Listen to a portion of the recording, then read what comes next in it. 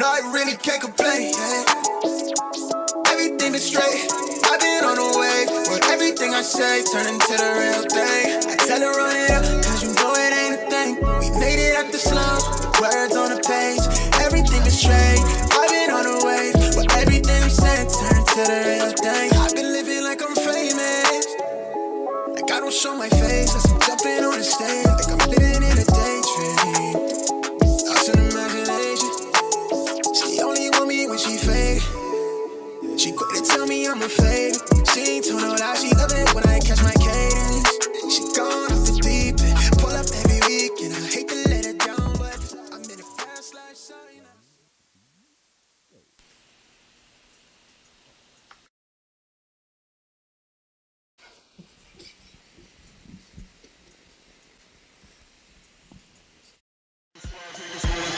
Like It or Not with Benjamin Dixon starts now.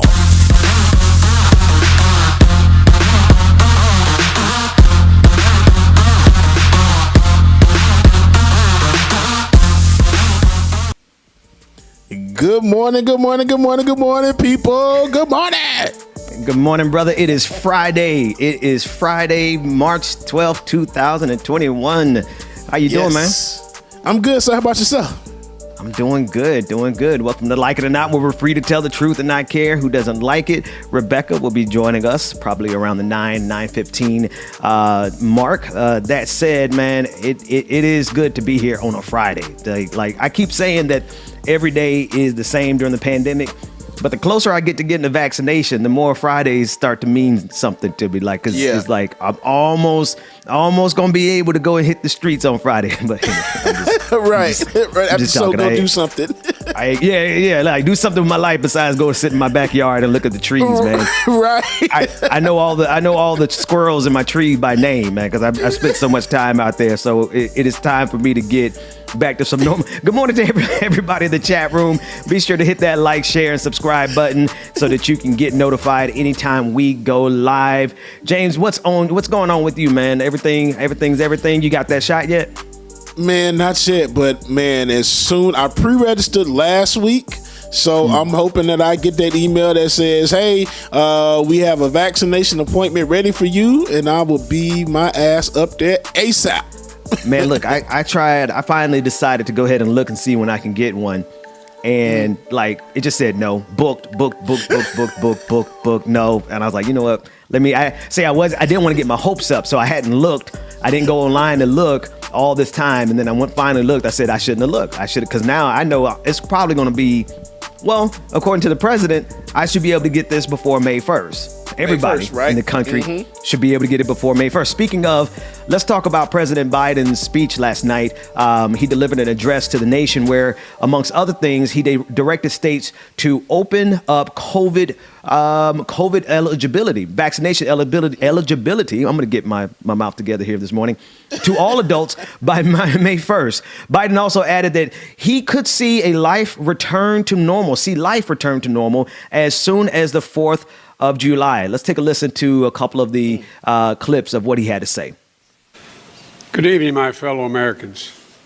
Tonight, I'd like to talk to you about where we are as we mark 1 year since everything stopped because of this pandemic. A year ago, we were hit with a virus that was met with silence and spread unchecked. Denials for days, weeks, then months. That led to more deaths, more infections, more stress, and more loneliness. Photos and videos from 2019 feel like they were taken in another era. The last vacation, the last birthday with friends, the last holiday with extended family. While it was different for everyone, we all lost something. A collective suffering, a collective sacrifice. A year filled with the loss of life and the loss of living for all of us.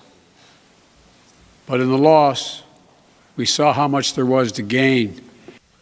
Now, one thing that Joe Biden does well is communicate the emotionals, the emotionality, the sadness of the moment.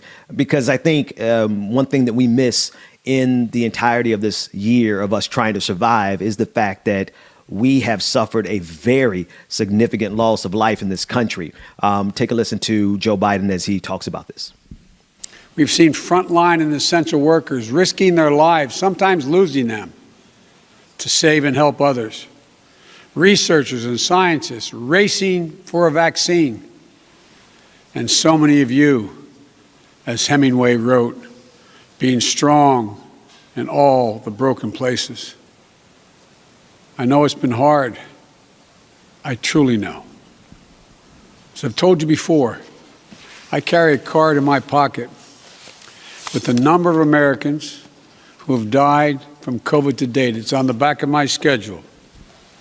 As of now, total deaths in America, 527,726. That's more deaths than in World War I, World War II, the Vietnam War, and 9/11 combined. There were husbands, wives, sons and daughters, grandparents, friends, neighbors, young and old. 527,000 lives. And setting the politics aside for a second, and I know this is a political show, but the humanity of it all, right? The absurdity of how we have become desensitized. And Rebecca and I, we speak about this all the time. Like we almost had to desensitize ourselves because to try to grapple with that level of loss is, I think, beyond our human comprehension. But we just came through a year where not only did we not even try to grapple with that loss, we often pretended as a nation that it wasn't happening. And we pretended that way as a result of the foolishness of our politics, the foolishness of our economic system, the fact that they wanted to push us back out there to work without a vaccine because they needed to hit their quarterly profit margins. We have just come through a traumatic year. And if by chance this year we can get back to some sense of normalcy, it won't be without a lot of emotional trauma that we have to take a moment to really consider what we as a nation have gone through. President Biden also spoke about the various hate crimes and the foolishness of us being divided as a nation on whether or not we're going to wear masks. We're almost out of this thing. If people would just stop acting like idiots. Take a listen to this clip. Too often, we've turned against one another. A mask, the easiest thing to do to save lives. Sometimes it divides us. States pitted against one another instead of working with each other. Vicious hate crimes against Asian Americans who've been attacked, harassed, blamed, and scapegoated. At this very moment, so many of them are fellow Americans. They're on the front lines of this pandemic trying to save lives. And still, they're forced to live in fear for their lives just walking down streets in America. It's wrong, it's un-American, and it must stop. That's the absurdity. The absurdity that not only is this country divided around whether or not we are going to send people back without vaccinations, but also whether or not they're even going to wear masks. The simplest thing that could save lives, because think about it this way. Honestly, if we just did it right now, we could probably prevent 95 or to 99% of the deaths that would occur if we didn't otherwise put on masks. Like, can you imagine being a frontline worker, an essential worker who is waiting on their vaccination and some uncouth asshole comes into your place of employment coughing on you and you contract COVID-19 before you could get a vaccination and then you die? See, that's the absurdity of this country, and that is the foolishness that drains down, that drenches down from the top.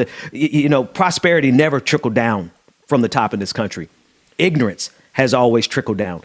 Bigotry has always trickled down. And just outright selfishness and individualism has trickled down from the top, and so many people have died as a result. And we're at the place where by May 1st, every adult in this country could be vaccinated.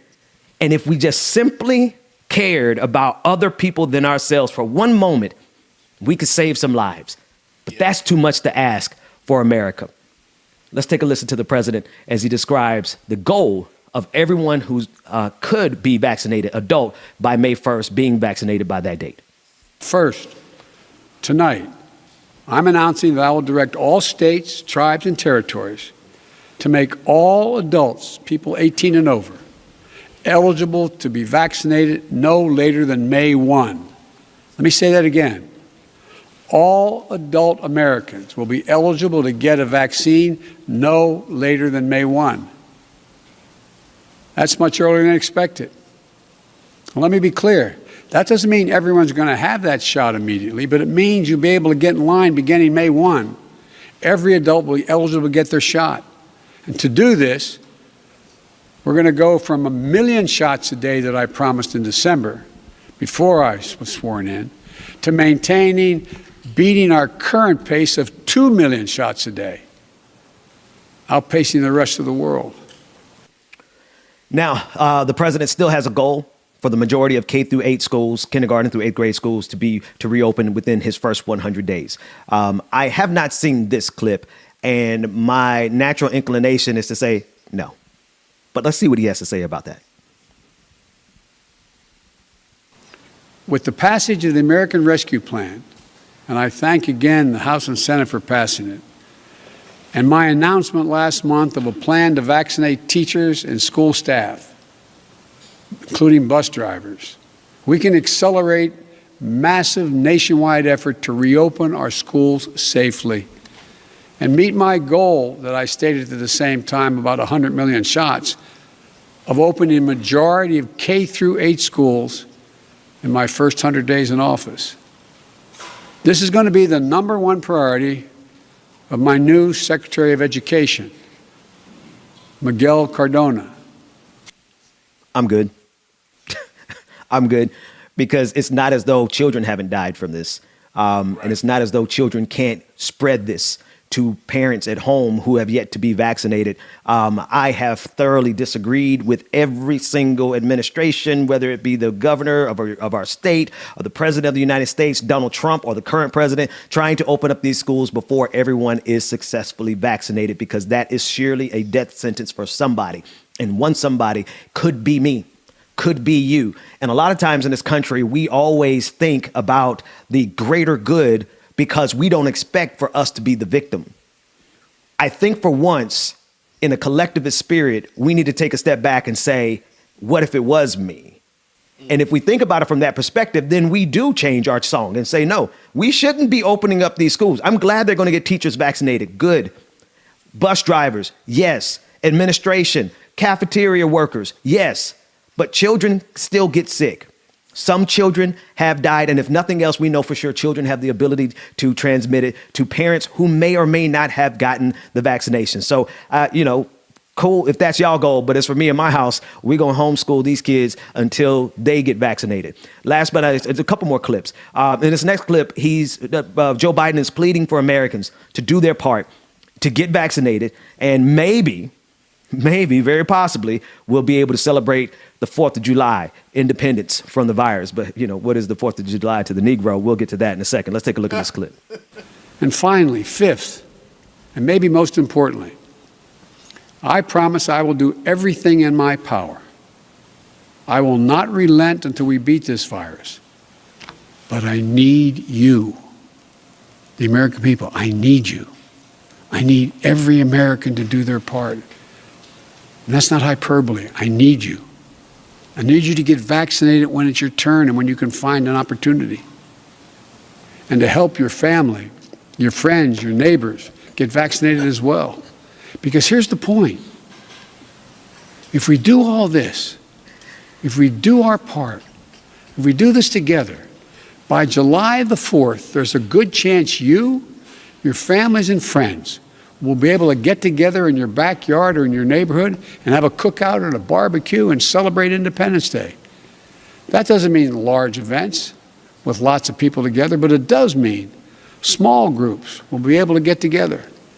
After this long, hard year, that will make this Independence Day something truly special,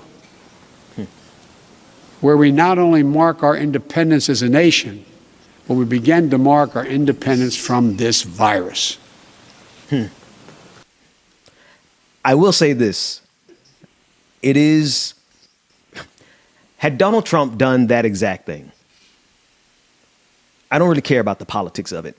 Sure, he would have won re-election, Donald Trump, but there probably would be 300,000 people alive today that are currently dead because we had a child, a petulant man-child as president who simply could not convey to the American people that we cannot do this without each other.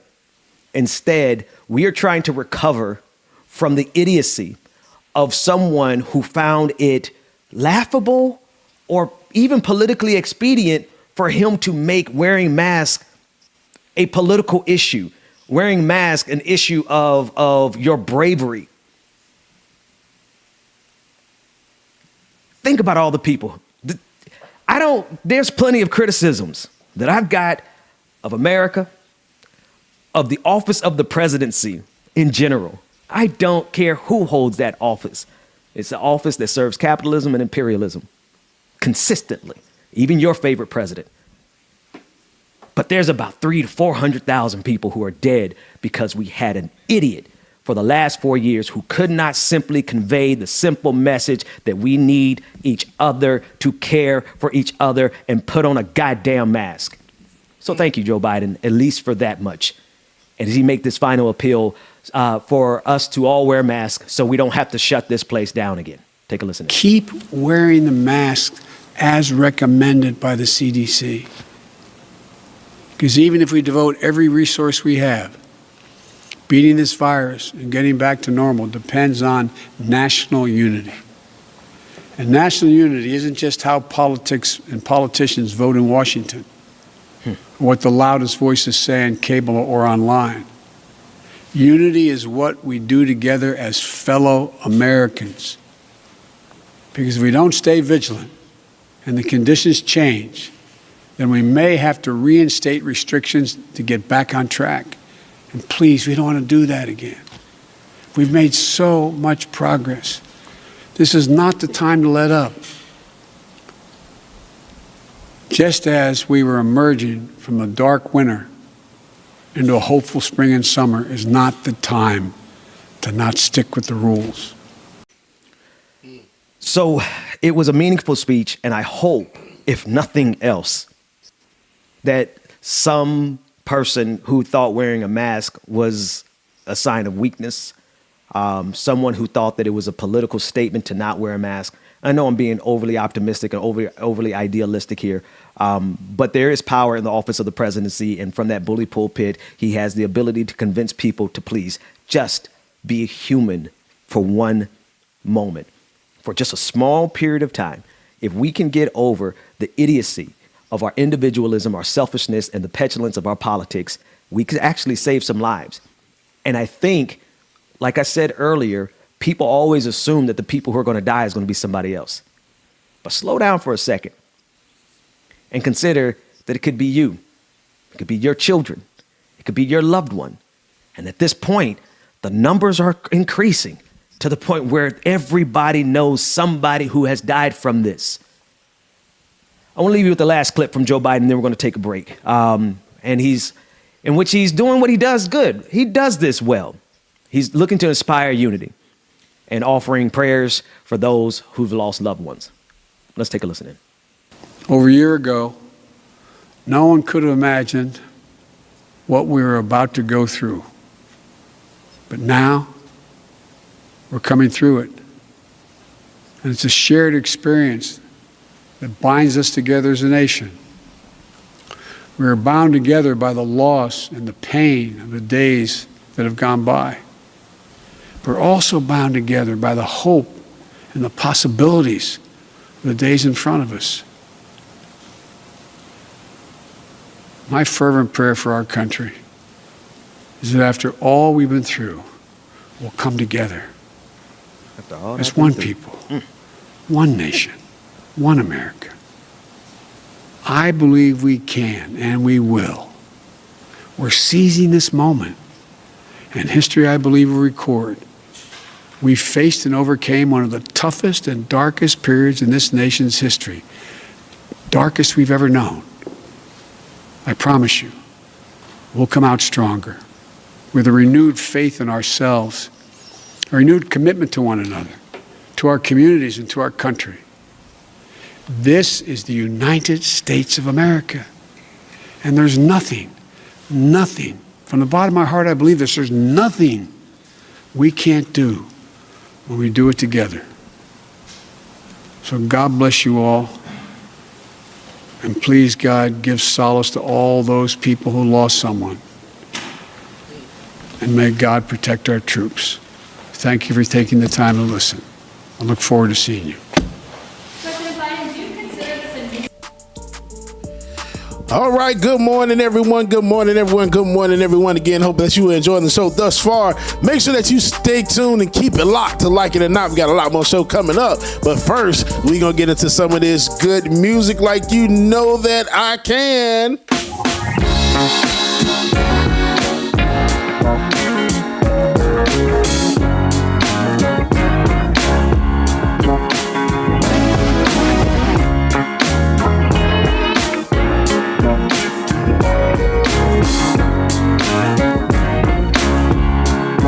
Good morning, everyone that's checking us out this morning on all our platforms, be it Twitch, YouTube, Facebook, whatever it is, y'all, Twitter. Go good that you're here with us this morning, y'all. Good morning, Mama Chuck Diesel. What's going on? Esther, good morning. Alicia, good morning, ma'am. Hit me so hard. Oh, I'm so sorry, girl, I didn't mean to. Nat Squad, what's going on? Good morning. Yeah, I'm sorry if I Good morning, mommy. Love you, mama. Good morning. What am I supposed to do right? Brand, good morning. It Get It On, what's going on? Brenda. What I would do for you to love me too. No, I can't. Susan, good morning. Melanie, good morning. What I would do for you to love me too. I try to tell what you were thinking, what you might feel for me. I appreciate that, It Getter. And I know that we've been out drinking. Courtney, what's going on? Good morning. Maybe this ain't for real. Oh, I'm so sorry, girl, I didn't mean to. Marquez, anytime, you know I do what I can. Yeah, I'm sorry if I crossed the line. Chuck Diesel, don't break nothing over that, sir, okay? Baby, I'm falling for you. What I would do. Melody, good morning. Yes, it's Friday. Happy Friday, y'all. What we call Happy Friday. I didn't know more. Latif, good morning. For you to love me too. Nikki, good morning, Nicole.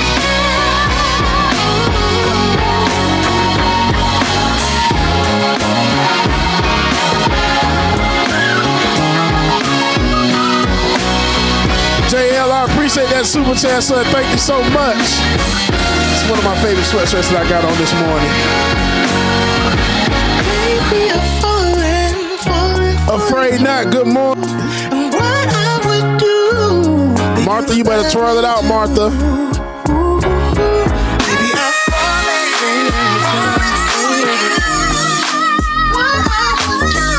You're saying you're sorry, so say it again. Sensation, good morning, Sensation. Only you can make my world go blind. Say you love me, then you take it back. Say it again, say it again. You want my forgiveness, so say it again. You're my thunder of my darkest night.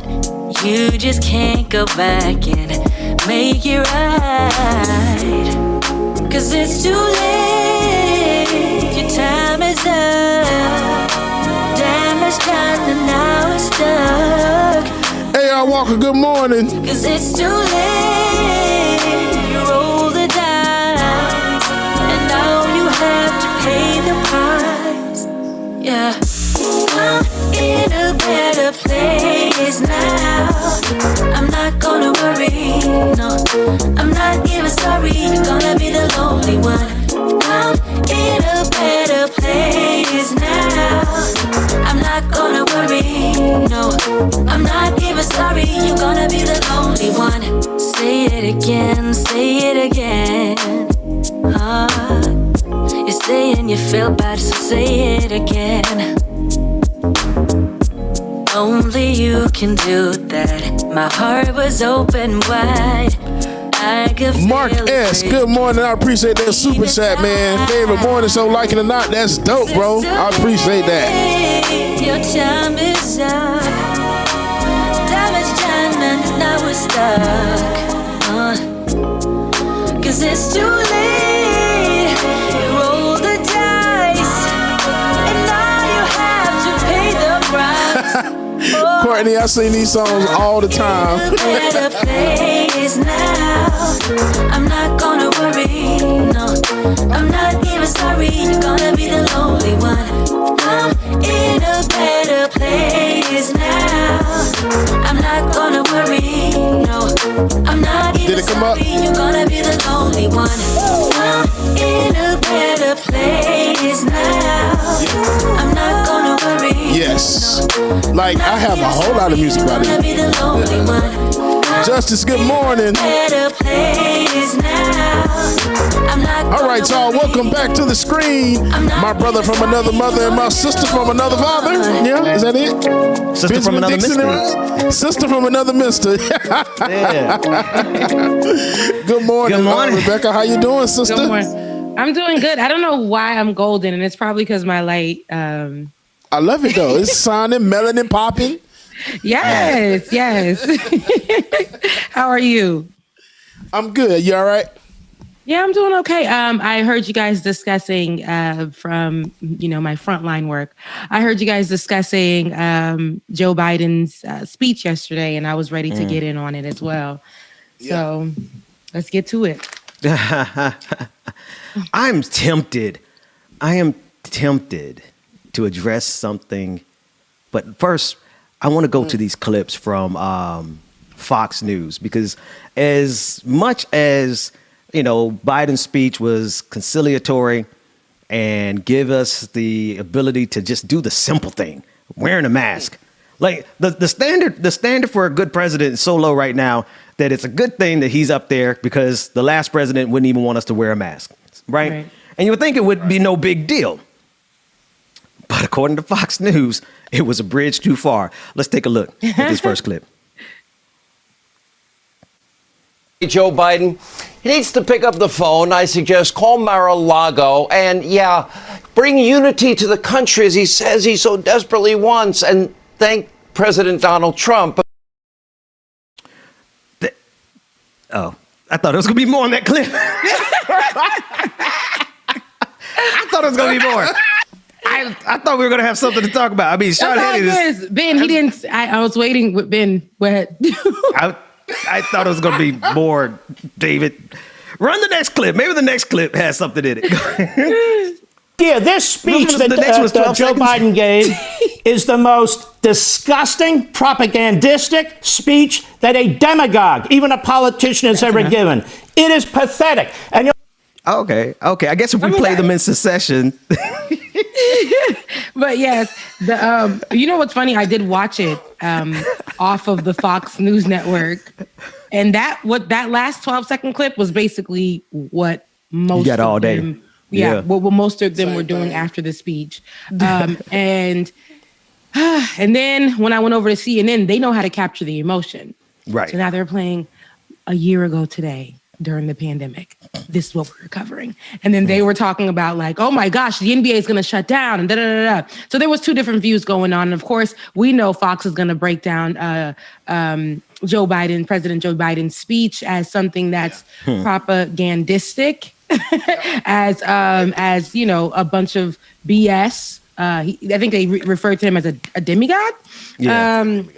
They're going to do all of that. And while I watched it, I know that for me, I did get a lot of the emotional aspect that he was trying to reach for, having that number written right there on the back of his on a card that he carries with him all the time to remember the number, right? And it's interesting to me because when I saw them analyzing it on CNN, you had Van Jones there. Van Jones was just like, wow. And when he said that he's gonna push to get the country back open on May 1, because that's what he said, May 1. He's like, when he's gonna push to get the country back open on May 1, This Van Jones, right? We can't say that this president isn't powerful. He knows how to get to the people, and he knows that he can get us there. And I'm just like, is that what you got from the speech? Because I didn't. But that everybody was pushing to me some kind of an agenda. An agenda on both ends, right? Yeah. So I'm like, but not once did he. To me, watching this, and I feel like as the president of the United States, I need you to say something about, hey, we got to get these vaccines over to everyone. And I know that he said the tribes and everyone that's going to be included, but the people who have been marginalized right now, we got to make sure we get it to our Black communities. We are not, because they've been going through 2 pandemics in this particular time. That's the conversation. That's the conversation. Because you're talking and saying, oh, all of America has been hurting. Even on CNN, I'm listening to them talk, and they're like, we were going through this. We were stripped of a whole year. Imagine being stripped of a whole year, then having to deal with, on top of that, risking your life to go protest so they can stop killing us, so that we can at least live through this pandemic to fight the police officers again. Like, you know what I mean? So that's where I was like, dang, it's really sad, because a lot of us lost people to police officers, to the coronavirus.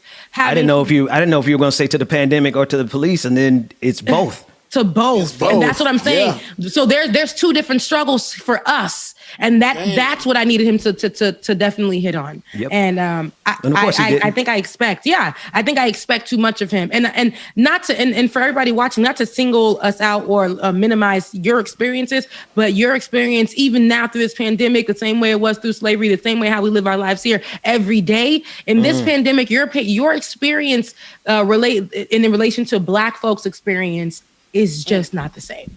Right. Because I'm going to say it right now, because once the pandemic over, it's going to be over. But all this other stuff that happened, it ain't going to still be.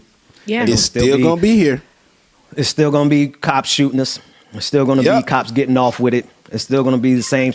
And that's actually, I was thinking about who was that we spoke to, the state representative, Omari, I can't think of his last name, but he pointed that out. Hardy, thank you, Omari Hardy. And he... y'all know my brain. I had to smoke entirely too much weed. I can't remember anything. But anyway, I just digress. Talking about Rebecca said Hardwick. She said Hardwick. They think nobody heard it. I heard, girl. All I heard was Hardy, but but anyway, it is Omari Hardy. But he was saying how in the Black communities they have to secretly roll out the vaccinations, because in the Black communities, it's an open free for all. Whoever gets there first. In the white gated communities, you can only get those vaccines if you're in that community. And so what he was talking about, and you can go check out the interview, he said it himself, is like they have to, in order to make sure that Black communities get the vaccine, they're having to do it, surreptitiously. They're having to do it like in the dark of night, because otherwise people from other communities come in, get the vaccines, and nothing's left for the Black community. So he didn't address those things, and a lot of things that he didn't address, like why we don't have $15 an hour if you're really trying to, boost the economy. Why are we at $1,400 instead of $2,000 like they promised, right? All these things he did not address, and it's just part and parcel for the system. But this is again the bar that is so low. It's so low for the office of the presidency in this country that just asking for people to wear masks is a marked improvement from where we were, but it's still not enough. And then, even then, we got one more clip. Even then, it was too much for Fox News. Take a listen to Laura Ingraham as she has her meltdown over this. Well, what were the journalists saying? Their reaction to this pseudoscience? I think it was very moving. I thought it was really important when he talked about that July 4th goal. He is the guy we need right now. July 4th. Yeah. You know, he put that on the calendar as well. So Backyard barbecue. Right. People are going to be looking at their calendars now with some hope. If we all do our part by the 4th of July, we might be able to celebrate Independence Day together, which would be incredible. I don't even know who that last person was with the mask. Who was that? Oh, Chris Hayes. Okay. Oh, now, okay. how She's is doing what I that do. Who is based that? in any science? Now, I seem to remember a different reaction from the press corps who were crucifying Trump for pegging reopening to a holiday last spring. President Trump pushing the country to get up and running by Easter. But top medical experts are warning it is much, much too soon. We're going to have everything lifted by Easter. No. The president saying, I want the whole world to be opened up by Easter. And think about what Bill Gates just said. You do that too early and you're going to be ignoring all the bodies in the corner. Oh my gosh. I hadn't seen that until just then. Now, of course, the truth is the press was acting like the comms department for the DNC last spring. But we all... Wait. Is she talking about last spring? Wait. Hang on. They're comparing Joe Biden saying that we're going to open up for small groups by the 4th of July to Donald Trump saying that we were going to be back in full action last spring at the beginning of the damn pandemic. In April. Okay. Literally, at March, April. I don't know, Easter falls in April, sometimes the end of March, right? So, right. Yeah, that didn't make sense at all. It didn't make any sense in the world. So for them to try to compare it, even if it was this spring under Donald Trump, the way that Donald Trump was running America, it just wasn't going to happen. He wasn't. There would have been no vaccines. He put out a note. And said, because ain't nobody giving him no press. So he put out a note, a statement, and he said, if I was president, just remember. He kept telling us to remember that y'all wouldn't have gotten the shot. Y'all would not have gotten the shot. Did it. I did this. It was all me. Remember that. Exactly. Drive us crazy. Man. Yeah. But I don't understand though. To that, I saw that statement and I just refused to share it on Twitter because I'm like, if we got rid of the man on social media, why the hell are y'all taking these ridiculous statements and then bringing it to social media for him? But to your point, Rebecca, it's a level of absurdity. Now, I will say this about what Laura Ingraham said, and actually you said it first, Rebecca. The other networks, they have their own agenda too. They do. Like, they've done nothing but give glowing reviews of Joe Biden. Like every New York Times article I see is like, Joe Biden is the man that we need in this moment. No, what we needed was 15 an hour, right? And then they were like, Joe and Van Jones, like, he's the president that we need right now. But, I mean, dude, you said that about Donald Trump. Tonight, Donald Trump became president of the United States. I'm like, seriously, guys, there is no consistency in journalism, in mainstream media, period. They pick their sides and they pick their narratives, and those narratives that they support are always one that come at the expense of black people, marginalized groups, and poor people. It's always to the benefit of the top 1%. And this is part and parcel. They're okay with Joe Biden doing just the bare minimum because, well, they don't actually want to do anything more than that, because doing anything more than that probably means they'd have to pay more in taxes. So you're absolutely right when you said that, Rebecca. You know what's interesting is it's another point, and I don't know if I missed it while you guys were playing it, but I know that he said in his statement, one thing I would like to point out is basically, and this is not verbatim, but this was like one thing I would like to point out is how we the people have lost our trust in the government. But he's like, the government is us, we're the people, so we're a democracy. So if you guys don't trust us, you don't trust yourselves. I'm like, don't you put this on us. Don't you put this on us. This is y'all. This is your folks. This is the government. If we are the government, then why wasn't our voices heard when we were saying we need assistance way back in March of last year? As soon as we passed that 2-week mark, we're still at home. Some people were already laid off, not knowing when they were going to go back. They thought it was going to be 2 weeks. 2 weeks turned into a month turned into 3 months to now a year. And they have lost their jobs. if we were the voices and the people who run this thing for real and not the government, who is separate from us, then you guys would have definitely given us the financial assistance that we needed, the health care that we needed in this time for free. You would have made sure things were accessible to not just a particular type of community, but for everyone. Everyone in this particular moment. Shutdowns would have been real. Mask mandates would have been real. All those things would have been real. And we would have probably been sailing out of this damn pandemic since last year. So that's why I'm like, watch your mouth. And when you say things like that, because we are not, no, the government definitely showed its behind and showed us that we are separate from them. They are more with the political side of things and not the people side of things. See, I'm not going to blame us for our crappy, choose my words, very good, crappy government in the sense that, if we don't trust them, like that's BS, that's gaslighting. But at a certain extent, I do blame us for tolerating it. And I think about the context of it, right? The only way you can actually get away with what this government gets away with, and I don't care who your president is. I don't care who your favorite president is. I don't care if you swear by Joe Biden or you have a shrine to Donald Trump. I don't care.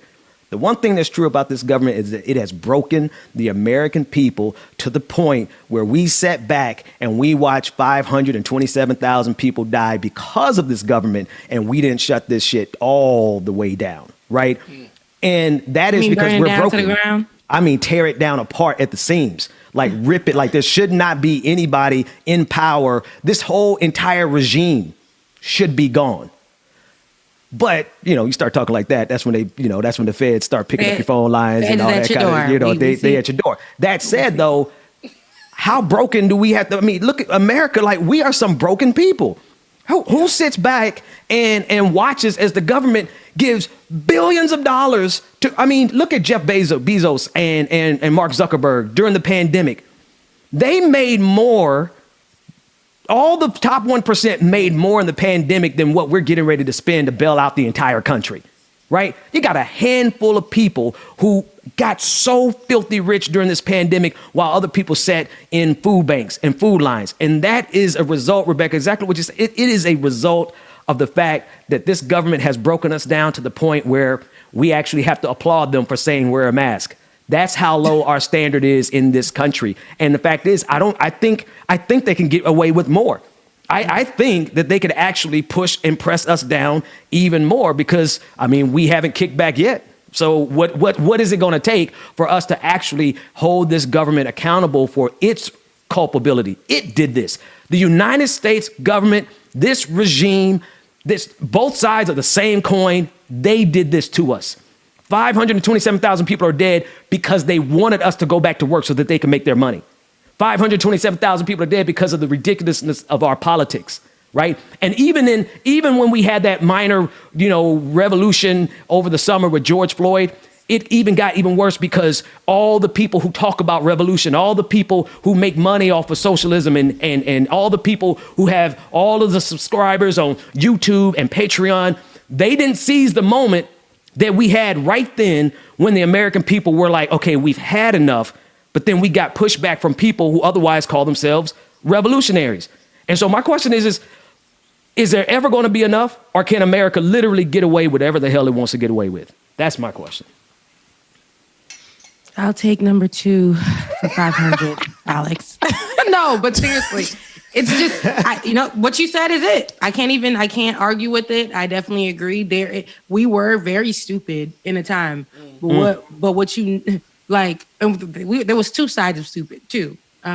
So we have the people who were injecting themselves with the bleach. Oh my God! And not wearing the mask and coughing on people on the front lines because they were fighting people, protesting at the hospitals, to go get their hairs dyed.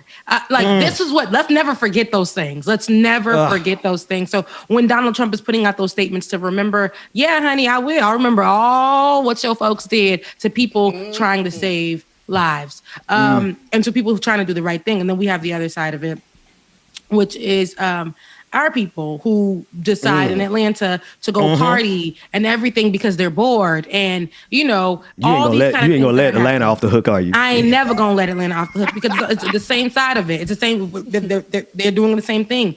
But at the end of the day, for all of those who were trying in that time to make sure we're staying home so we can get the financial assistance, so we can do all of this, you know, and because we saw what other countries did and how they got through it, right? But we were still in it. So the government could have definitely helped us when we were screaming for help. It didn't have to all go down this way. We could have been out there. We could have been fighting that fight for George Floyd a little harder. I mean, not that we didn't do hard enough, but a lot of us were worried that if we kept going out there, we could potentially die from the police officers or the pandemic. It was so much happening, right? It was just so much happening in that moment. And the government, I do blame, because they sent tanks and things like that to go in the middle of a protest. But over there at the damn terrorist attack at the Capitol, they act like, oh, I don't know what to do. And both of these happened during the pandemic. So, the government. So kiss my behind, seriously. So when you make those statements, and I need our president to say these things. This is what I need. I don't want him to say what other presidents have said. I don't want him to be the way other presidents have been. And because we all say that Joe Biden was such a rock star when he was with Barack Obama, with former President Barack Obama. We all seen how he had that fervor and that drive, and now he's just rolling like, this is what we have to do. That's a different thing. So that we can get together. And it's not the man that was wearing the shades, you know. Because it's a couple of years later, though. It's a couple of years later, Rebecca. Everybody, you know, he ain't as sharp. Everybody changes. I get it. Oh, aged, old, whatever. But man. I need that same fervor. I need one of these presidents to discuss the other pandemic that's happening. And I would feel so much better to know that, hey, not for him to sit and say that he's done so much for the African-American community, because he said that, and so did Trump, and so did the people before. And it's like, okay, no, we still out here dying, baby. Okay? Here's the reason they won't. Here's the reason they won't, man. And this is, you notice that they're touting this new bill, this $1.9 trillion, and they're saying it's going to cut child poverty by like 42%. And I'm like, I want to see it. Right? Show it to me first. Don't tell me. Let me see it. And if it works, why the hell haven't y'all done that 30 years ago? See, the reason they don't want to actually do, when I say they, I'm talking about them. I'm talking about they. Those folks in Washington, D.C. that are all a part of the same ruling elite, they understand that if they gave the people what we absolutely needed to survive, then the people would have looked at them and said, wait a minute. You mean to tell me the way that you give corporations billions of dollars every year, you could have been giving to the working people of this country, to poor people in this country, to black people in this country? You mean to tell me y'all could have wrote a check and ended poverty a long time ago? And they cannot afford for the American people to realize that this government has always had the capacity to end poverty, to end homelessness, to end hunger, to end, to give everybody Medicare for all, to give everybody an education. This government has always had the capacity to do that. But instead, what do? They let us lose 527,000 people so that they would not reveal the big secret. The big secret that they're keeping from us is that poverty and hunger and all of your struggles are literally a policy choice by this government. And I don't give a damn who your president is. I don't care if it's Barack Obama. I don't care if your president was John F. Kennedy. All of them know the same thing. They could have ended poverty and homelessness with one bill, but they choose not to. We all were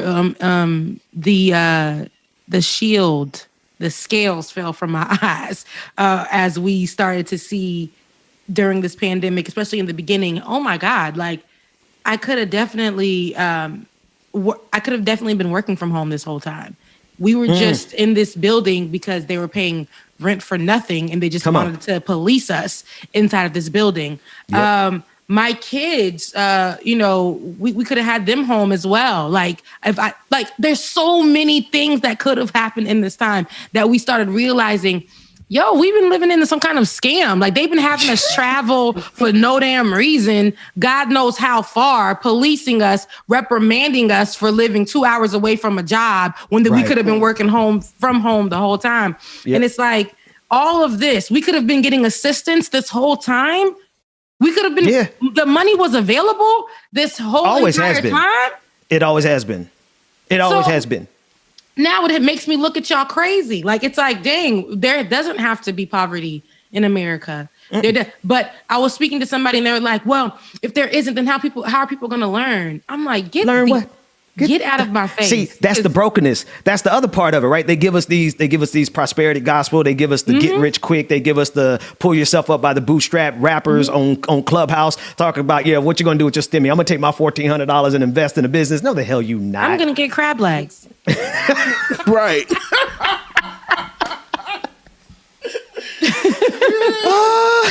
With the $30 I got left after I paid my bills. Right. So, and actually, I'm gonna use my stimulus. Shit. Now, I might use some of my stimulus for actual business because business has needs right now. But for everybody else, like, bro, people in the overdraft by $1,000. Y'all gonna give them $1,400 and expect them to be able to pull. See, this government, it is a scam, Rebecca. It has been a scam for a very long time. All right, we're gonna take a quick break. When we come back, America is ghetto. Ghetto. I want to leave. When we come back from this quick break, we're going to be joined by Lieutenant Governor Mandela Barnes, and we're going to talk about what's happening in his state. We'll be back with more, like it or not, after this. Shout out to everybody that's checking us out this morning, y'all. Hope y'all are enjoying the show thus far. Don't say you can't, 'cause you can. Stop worrying. Try to forgive, 'cause we all. Hey, yo, make sure that y'all are hitting that like button. Make sure you hit that like button. Make sure that y'all hit that like button, y'all. It's like it or not. Make sure that you comment, share, and subscribe, y'all. You're trying hard to pursue a dream that's not your own. Don't care about what they expect you to be, 'cause when you find out what that truly means, wherever you are, you still feel alone. Always afraid of the unknown. Goku, good morning. Purple Rain Hearts, good morning.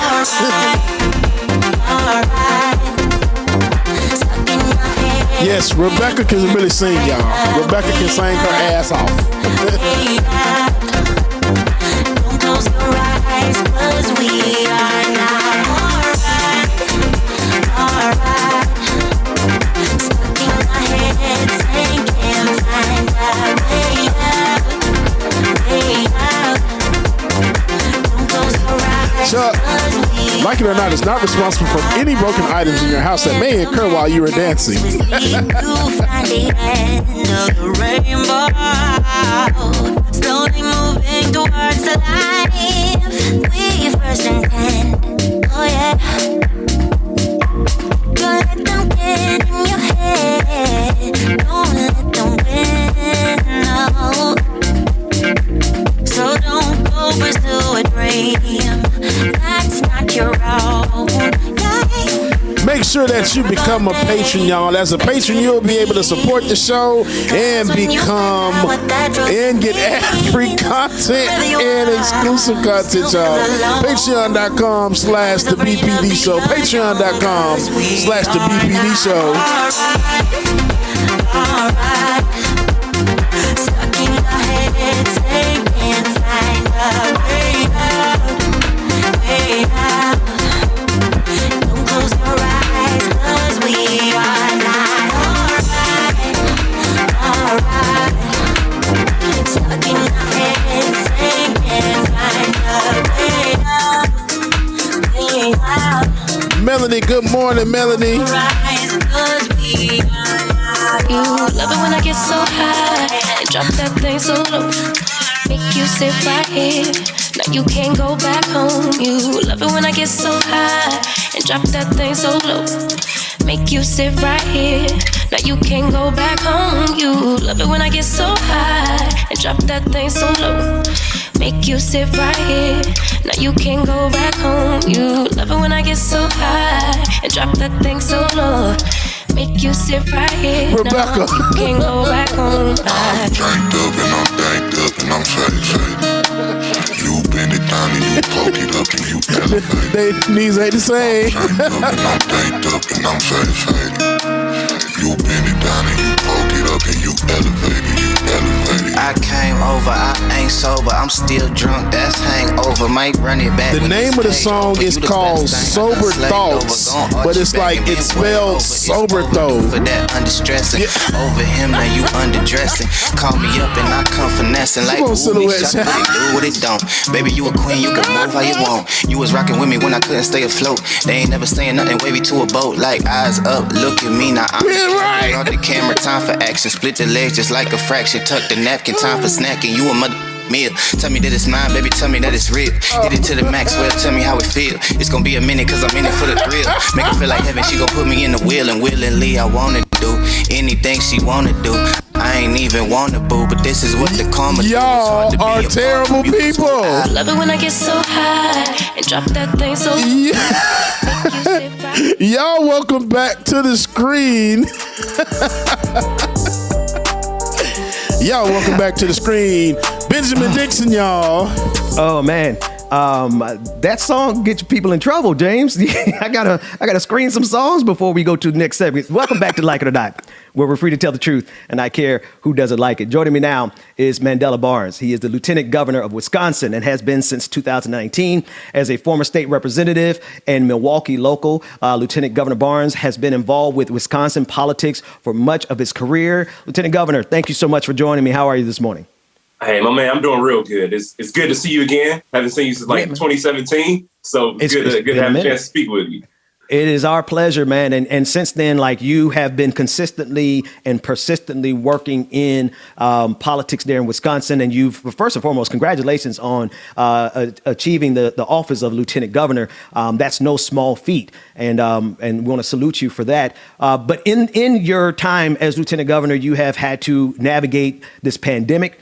And as well as the politics around voter suppression. None of that has stopped simply because of the pandemic. Tell us the status of your state with regards to the pandemic, as well as the same voter suppression efforts that we've seen spreading across the state of Georgia. To be honest, man, it's gotten a lot worse. I think about the pandemic and how it has primarily, or I guess I should say disproportionately impacted communities of color, brown and black communities who bore the brunt of this virus, our Native American communities as well. And so these issues that we've had before, as far as health inequity, have existed for a long time, but the pandemic just sort of exposed it to a lot of people. And it's still unfortunate because a lot of the people who saw this to be new still chose not to respond. And then with voter suppression, people had to be able to safely cast a ballot. And that meant more mail-in voting than normal here in the state of Wisconsin. And now they want to try to restrict mail-in voting. So it's like the pandemic showed a lot of flaws and inequities that we had as far as healthcare and democracy itself. And instead of trying to fix those problems, making life a little bit easier for people in this state, our Republican-controlled legislature, who has that majority by way of gerrymandering, decides that they want to still continue to try to make life harder for people. I mean, it's a shame. And we're talking about people who are losing their lives and people who stand to potentially lose their rights. And we have to fight back against this as much as we possibly can. This is a fight we cannot give up because there is no alternative. Right. You tweeted something the other day that I want to bring up on the screen here. You said before the pandemic, income inequality in Wisconsin was at its highest point since the Great Depression. COVID-19 did not make things better. The American Rescue Plan is an all-important first step, but next we need big structural change. Tell me about that big structural change that you feel like we obviously need. Yeah, absolutely. So here in Wisconsin, that was based on a either 2017 or 2018 report, but obviously between 2018 and 2019, things didn't change that drastically as far as income inequality in our state. But with the pandemic, that has made things much worse. Billionaire wealth has increased to over $1.5 trillion, or increased over $1.5 trillion, over the course of this pandemic while families are struggling. People are out of work. People are in debt. You talked about just before I came on about people being overdrafted in the thousands. This is the reality for so many people, while at the same time, we have billionaires and multimillionaires who continue to increase their worth. So we have to take bold action, man, to reduce the disparities. And I see in Washington State, they just passed the capital gains tax. Like they tried multiple legislative sessions to get that done. Senator Warren and her wealth tax bill is an important first step to shift the balance, man. If we don't get money in the pockets of hardworking people, or unfortunately now people who are out of work, this economy is going to go to hell in a handbag real quick. And I don't think people understand how pervasive, and I don't think people understand what happens when inequality grows at this rate, when people cannot afford basic necessities and people cannot afford to live, while at the same time, you got people who have money that they will never, ever spend. Greed is going to be the demise of this entire society. And we have to stop it right now, man. We can't let Amazon take over the entire world while people are still struggling to put food on the table. Yeah, no, you're hitting on the exact things that we talk about, right? The fact that, you said it, greed will be the downfall of our entire society and yet our entire civilization.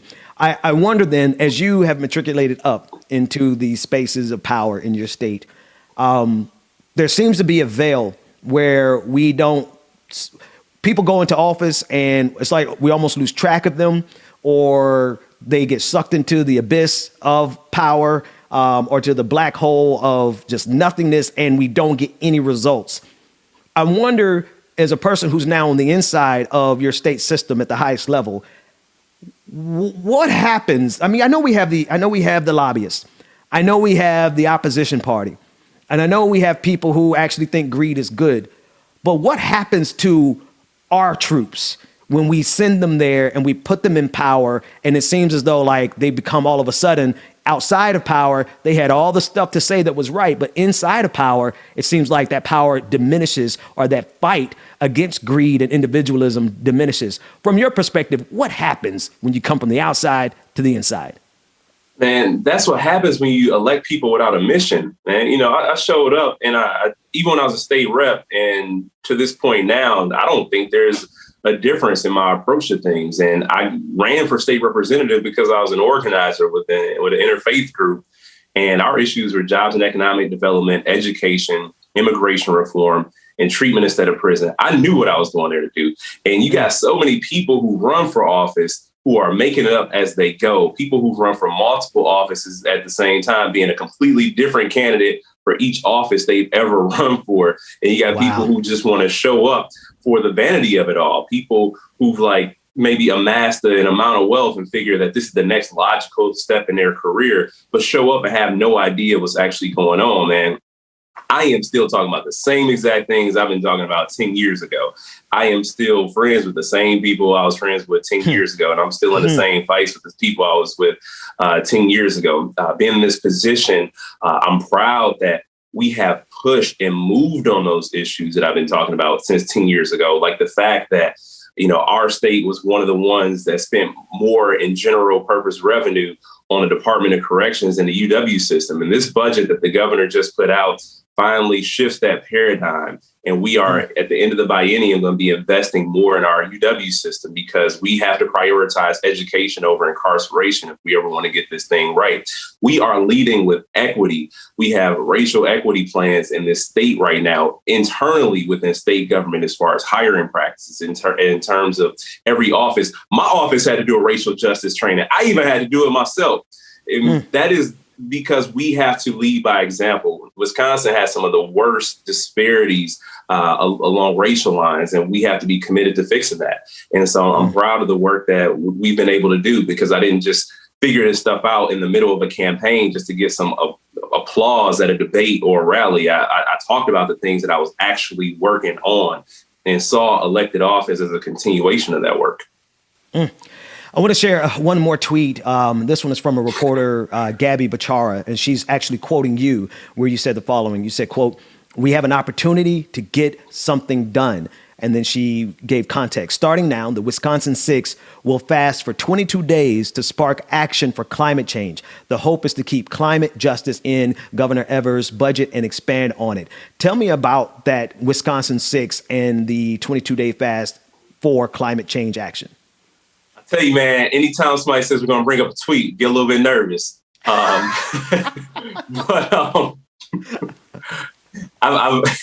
Sometimes I get the call from the governor's office. So about this tweet.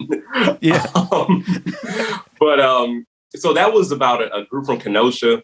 Actually, Justin Blake, who's the uncle of Jacob Blake, who was shot by police, is one of the members. And he called me up one day. He said, this doesn't stop. We still have so many issues we have to continue to work on. We support what you're doing. I chaired the governor's task force on climate change. We brought together 32 people from across the state, different professions, and we released the most ambitious climate change action plan the state has ever seen. It was 55 recommendations that span 9 different sectors, the economy, the environment, obviously, agriculture, education, and a number of other issues for bold climate action. And they are marching and they are fasting in support of their own climate policies. But many of them are climate related policies that will be or that are currently in the governor's budget. Just trying to bring attention to the issue. It's that inside outside strategy. You talk about people going away.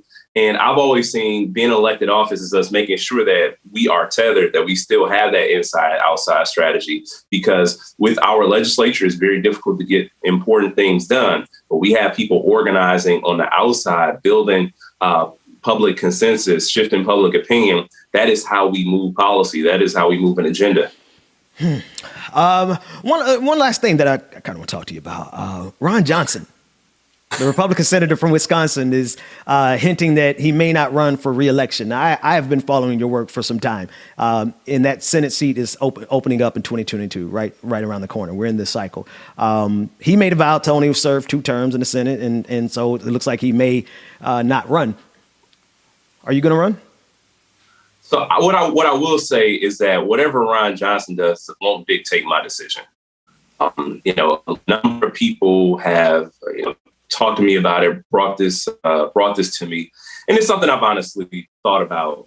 But we do have a whole lot of work that I was talking about earlier. I want to see this budget get passed. I want to see some of the higher priority items get a chance to be talked about in a way that they won't be talked about. I was elected to do a job. I need to do this job first because that's the important thing to do. And if I do decide to run, I need to. I will want a potential candidacy to be, determined on the work that I have with the chance that I was given. So I don't have a final decision on that, but it's something that I'm certainly considered, and I'm very grateful for the amount of people who've reached out about it, because this is something that we have to get right. And not just any candidate is going to win that race. We need to lead with a bold vision, and people have to have proven themselves if they want to be able to get the support of the public. Yeah. Oh, man. That kind of response is the kind of response you get from a seasoned politician who's ready to run. So tell everybody how they can get up with you and how they can support you and what you're doing, and where they can find more about you. Yeah, man. I guess Twitter is the easiest. The Other Mandela. And that's the easiest way to find me. And that's how we've stayed in touch. So if people want to follow along and see what happens next, The Other Mandela is the way to find me. Hey, brother, it's always a pleasure. Glad to reconnect with you, and hoping to support you as you continue to fight for the same things today that I saw you fighting for when I first met you. So thanks so much for joining us this morning. Hey, you too, man. I hope you do this again. Absolutely. James, take us to a quick break. When we come back, we have more Like It or Not right after this. All right, shout out to everybody. Lieutenant Governor Barnes, thank you so much for joining us this morning. We greatly appreciate you. Y'all, it's Friday. I could really use a Friday, should I say? Yeah, everybody smoking all the greenery. Yeah, make sure that y'all are hitting that like button, y'all. Make sure that you're hitting that like button wherever you're streaming from. Make sure to hit the like button, comment, subscribe, share, please. Still fly, let's go. It could all be worse. I could be a hater like you. It could all be worse. Pills to make the man, but that poison's gonna kill you from the inside out. So right now, say it with your chest now. Say it with your chest now. I'm young, I'm free. Can't nobody take me here and now.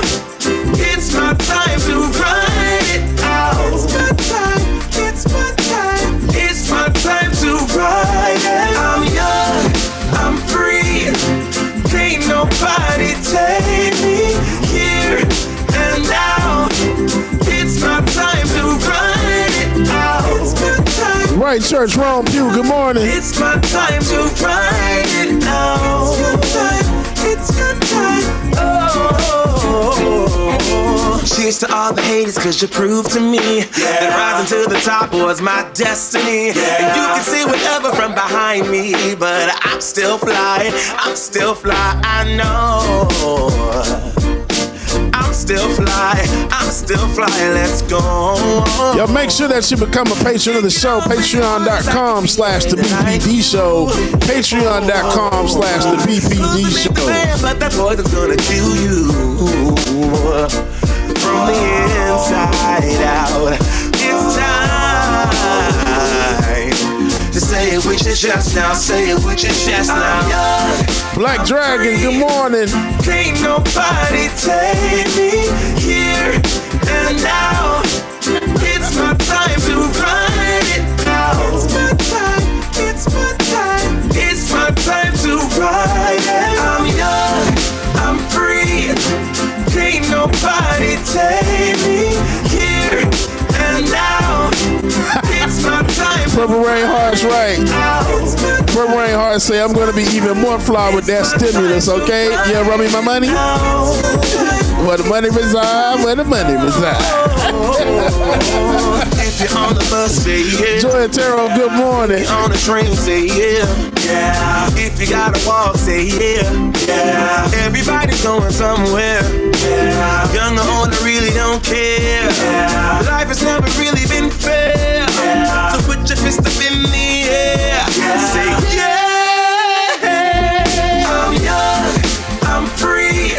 Gail, appreciate that super chat, Gail. Thank you so much. Here and now, it's my time to ride it out. Hey, when he said put your fist up in the air. It's my time to ride it out. Yeah, that's my part. Yeah. I like this one. Yeah, this is the Pride favorite. Well, we're free to tell the truth. Oh no, that's your part. I will not care if he doesn't like it.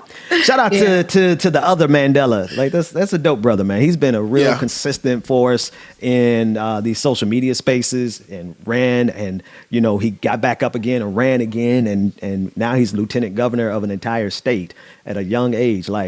And it sounds like he's going to remain pretty consistent in what he's fighting for, and that's rare.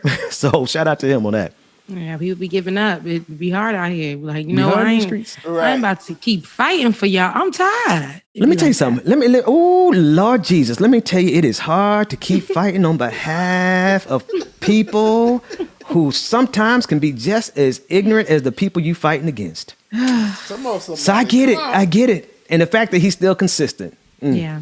Blessed be the name. All right, Rebecca, what you got? So yeah, that just took me through dang, I be ready to give up a lot of times, but I'm here and I'm still rocking with y'all. So Sharon Osbourne, as we know, but let me start here.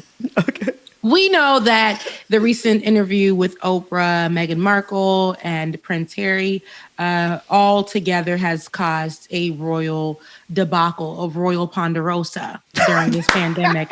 And so everybody has had their opinions on it. Sharon Osbourne shared her recent opinion on it. And I wanted you to take a look at how her co-host responded to her. Let's take a look. I support him for his freedom of speech, and he's my friend. I'm not racist. Neither is Piers racist, and I hate the fact of even saying I'm not racist. I'm the last person in the world who's racist. And I've never seen anything come out of you other than, if I don't know, I'm willing to learn. If it comes off a certain way, I stand corrected. That's the only thing I've seen. So what would you say to people who may feel that while you're standing by your friend, it appears that you give validation or safe haven to something that he has uttered that is racist, even if you don't agree? I don't think you're racist, just to say that super plainly. I don't think you're racist. But I think if people know you're not racist, they would want you to stand up to your friend who has done racist things, who has been sexist in the coverage of Meghan. I think that's where it's coming from. I feel even like I'm about to be put in the electric chair because I have a friend who many people think is a racist, so that makes me a racist. And for me, at 68 years of age, to have to turn around and say, I ain't racist. What's it got to do with me? How can I be racist about anybody? Oh, man. How can I be racist about anybody or anything in my life? How can I? Well, I tell you, we will be right back. We have more topics, so don't go away. But I want you to hear from me.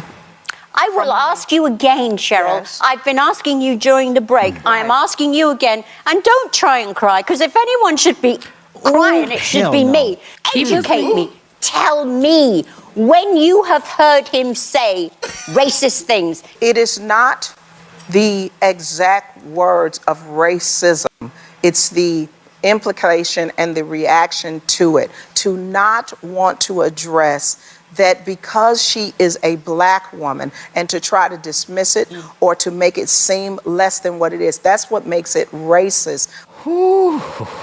Jesus. So for me, it would have been definitely, for me, like, listen, Cheryl, baby. Rebecca's pulling up her braids. She ready to fight. Here we go. Cheryl, you could She's taking off her earring. Cheryl, you could have definitely. Girl, I got the Vaseline. Right, Sharon, the way that you wanted to, but me, sweetie, on the other hand, I'm just not. No, seriously though. What's you say? It's a problem? Seriously though, I do not like the fact that Cheryl. I know it's a talk show for them. I do, and I know that Cheryl wanted to make sure that she wasn't viewed as the angry woman who should have educated Sharon in that moment. Yeah. And then here's my thing about it. Sharon wanted to make sure that it was only her tears that were viewed as something that people can empathize with. Those white guilt tears. And so even though Cheryl was getting emotional, like, girl, I'm trying not to make you look crazy, and you got me out here looking crazy, and I actually love you as a person, and I'm trying my best not to, because for me, if I look crazy, I'm gonna get attacked. But now I'm not a racist. And then she said, but I'm not a racist. And she's like, educate me, tell me. First of all, heifer, the one thing I'm not gonna do is educate you on and nothing, because that is not my responsibility. Right. And I had to learn that myself. In this space, I had to learn that myself. I do give you guys tips and tidbits, and I tell y'all, please don't. But you don't. For me to educate you, don't ever yell at me and tell me to educate you, especially as a white woman. I will smack educate me. I will smack it at it. I will smack that accent out of your mouth. Don't. And I say that with straight English, regular English. I say that with the most disrespect, because watching that to me was as if she was talking to somebody, who was more inferior than her. What, like my friend Piers Morgan doesn't say anything racist, and I don't have a racist bone in my body. But you're yelling at this black woman here in this space, and that's what bothered me the most.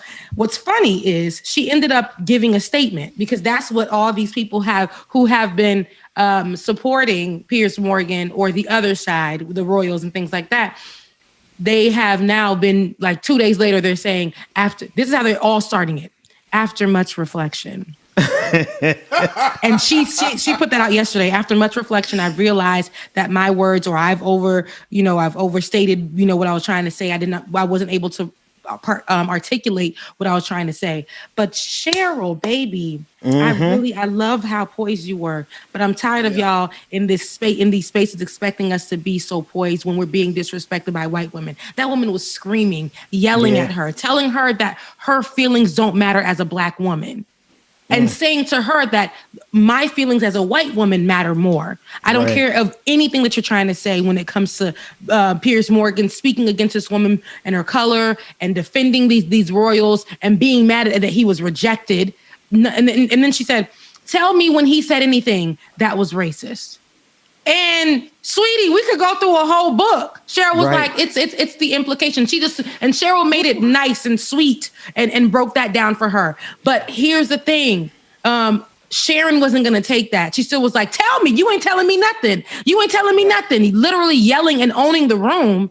As Cheryl had to stay calm. And I'm tired of y'all expecting us black women to stay calm in these environments. And we have to, because we don't want to look crazy. We don't want to lose our jobs because we done drag this heifer across the room. We don't want to lose our jobs because we told her what's up the way that she's in the same manner that she's telling us. But when it comes from a black woman, it's a problem. Cheryl's blood pressure in that clip, I guaranteed you, went from something stable to like she might need to go see a doctor, right? Because the amount of energy that it takes for us to have to coddle whiteness in its greatest and most arrogant form, where she's literally shedding white tears. I'm 68 years old. How could I possibly be a racist? Well, you're old enough to have been back there during the civil rights movement. She has been a racist too. Like, let's be clear, right? But then for Cheryl to have to compartmentalize all of her righteous indignation. See, this is why black people be dying so young. Because if we really gave y'all what y'all deserve, shit, we'd all be in jail right now. But instead, we internalize it. And a lot of people were giving, like Rebecca, like you said, a lot of people were giving Cheryl her kudos for being professional and handling it so eloquently. But I'm sorry, it's time out for handling this stuff eloquently because y'all ain't learning. Y'all don't want to learn. You expect us to teach you when you got Google, you can learn anything you need to learn. But the fact is that she has no interest in actually learning about how her friend is a racist. She needed that moment to be about her and her tears, and then denied Cheryl. When she denied Cheryl her emotions and said, don't you start crying right now. And that's exactly what she was doing. She should be, she better be glad Cheryl ain't take that wig off and drag her half across the stage. Hit her with the wig. Hit her with the wig. It's like it's right in the face. It's crazy. Wipe them white guilt tears right off her face with the wig because and it shows you right here because Sharon Osbourne has actually been in the media years ago for saying racist things. And so her and her husband. So these are the people who love the royals and they're racist themselves. So, just because you come from England does not mean your tears cry differently here. Doesn't mean that your racism is different. You're the same racist, you're same white race. You're a Karen. In that moment, she was demonstrating the racism that's inside of her, right? Yes. She was using her power on that stage, on that platform, her position on the show, and her whiteness to dominate Cheryl's humanity. I'm sorry, that has got to be one of the greatest examples. Racism ain't just calling us the N-word, y'all. Racism isn't just, whatever you think that is like a cliche form of racism. Racism is right there in that moment where she decided that she was going to leverage her power as a white woman to infringe on other people's humanity because she needed that moment to be about her. So telling a black woman that your voice doesn't matter and then yelling at her to educate me and then tell her that her emotions don't matter when her emotions were literally trying to save Sharon's image on air. Oh, man. And then with her bald-headed dog, everything bald-headed black folks when they mad at ass dog. But her dog, there's just white privilege everywhere here. Like, my God. When he first said that the dog was up there, I'm just like, y'all know why that dog up there. Come on. Right. She got more respect for her dog. Of it. The caucasity of it all. Bro, she had more respect for her damn dog in that moment than she had for Cheryl. Yep. And then the girl next to her, was trying to feed into it too. I know you're not a racist. I don't think you're a racist. I don't think. Heifer, shut up. Because now the blackest woman on stage has to be like nice Sue. And she's trying to really be sweet and nice about it, because if the blackest woman on stage is going to say something, everybody's going to be like, she's an angry black woman. She go. But you know what? But check me out. I want to extend a license to every black person in this country. Be an angry black woman. Be an angry black man. Be an angry non-gender conforming black person. Because you know what? If you internalize it, it's going to kill you. Make them pay. Make them carry the burden of their ignorance and their stupidity and their unwillingness to Google and look themselves in the mirror and realize, oh yeah, I have been part and parcel with this system. We've been internalizing it so long, and it's been literally killing us. You think black folks, we ain't just got high blood pressure because we like ham hocks and collard greens and all whatever. We got high blood pressure because we've been carrying y'all infantile brains when it comes to racism, and all the time we got to suck it up because we don't want people to think we're angry. I'm angry.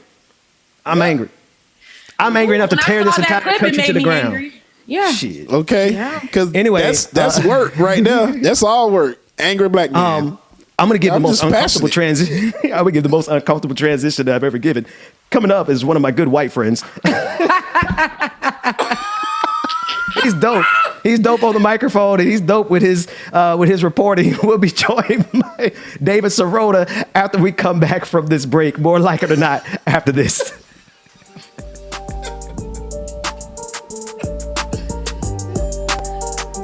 I swear I don't like them two people on the screen with me.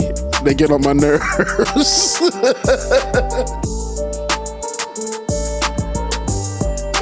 Right.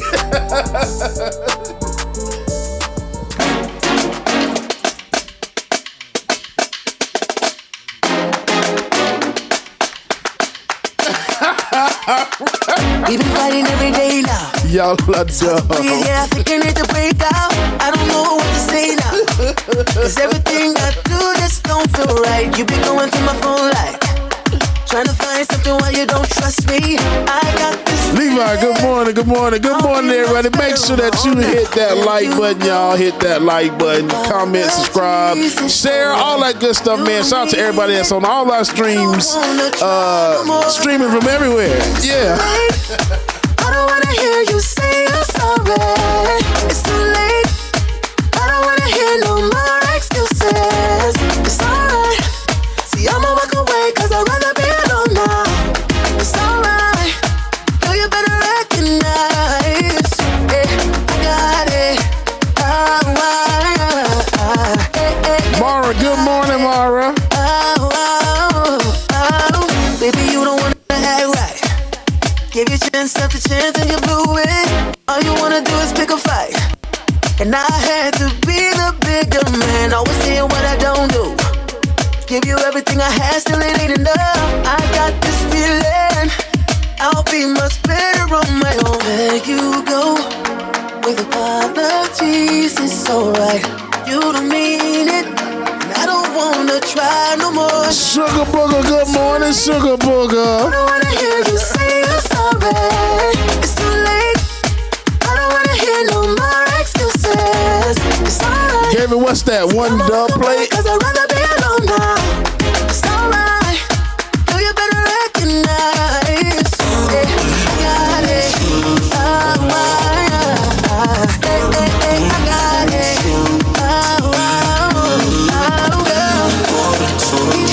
Apologies. It's over your knees. So say this song.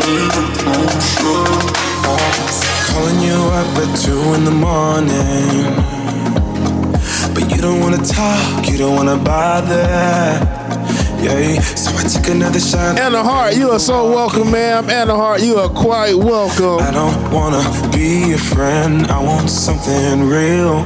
Maybe if I stay the night, you could feel the same. And maybe if you treat me right, we can rearrange. But I'm not even gonna try. Latif, we appreciate that super chat, Latif, man. I appreciate that. You got me on my knees. I don't need no roses on my bed. I could pull you closer to me, babe. Ain't nobody touch me like you can. I just need some closure, a little closure from you. Tear me apart when I know you don't want me. Cause I've been going fast and you wanna go slowly. Chris Shaw, I appreciate that. I'm just wasting time. Tell me how you feel. Mama, don't dance too hard now. You know your knees bad, mama. Friend, I want something real. Maybe if I say the night, you could feel the same. And maybe if you treat me right, we could rearrange. But I'm not even gonna try if you don't wanna stay. So how's it gonna be? You got me on my knees. I don't need no roses. Purple Rain Hearts, this is Dean's. This is Dean's featuring Rebel Day called A Little Closure. I just need some closure, a little closure. I don't need no roses on my bed. If I could pull you closer, babe, ain't nobody. Well, I call my mama out because she knows she knows my mom. Love you, mama. A little closure from you, a little closure. A little closure, little closure from you. I don't need no roses on my bed. If I could pull you closer to me, babe, ain't nobody touch me like you can. I just need some closure, a little closure. I don't need no roses on my bed. All right, ladies and gentlemen, welcome back to the screen. Rebecca. What's happening? How you guys doing? Oh, look at you. Look at my overlook. Which way it is.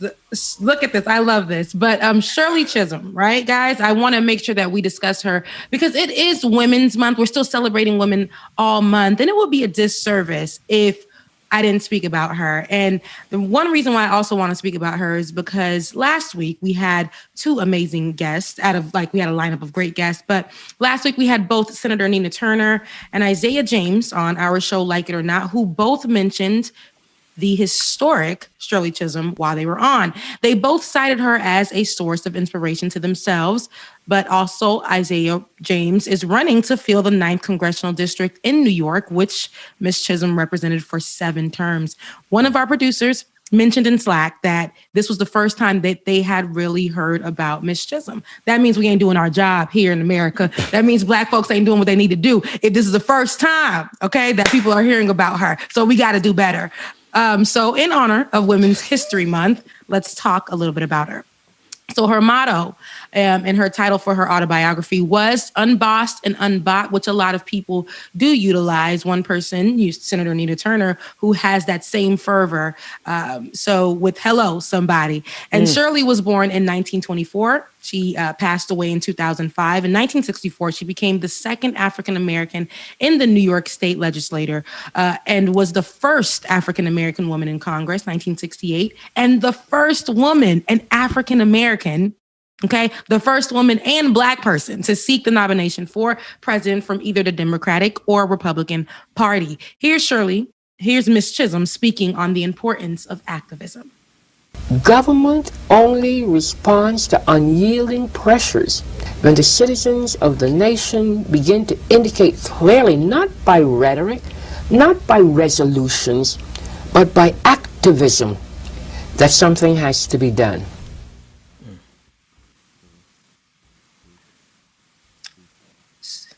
So activism, she always spoke about something having to be done, standing in place, doing the work. And this is her advice to young people. Get a good education. Follow your mind. Follow the dictates of your conscience. Do what you think and feel has to be done in order for you to achieve. And you'll be able to succeed. I really believe that. Do you think that young African Americans feel hopeful? No. Okay. No, Do you I think don't. that is self-defeating if you're hopeless? Yes. Yes. So what can be done to make young people see that they can be hopeful? All you can do, you can constantly lecture to them and constantly answer their queries and their questions about things. But so much of it has to do with the kind of environment in which they're reared. Yes. Then, of course, young people are bombarded with negative images yes. too. Yes.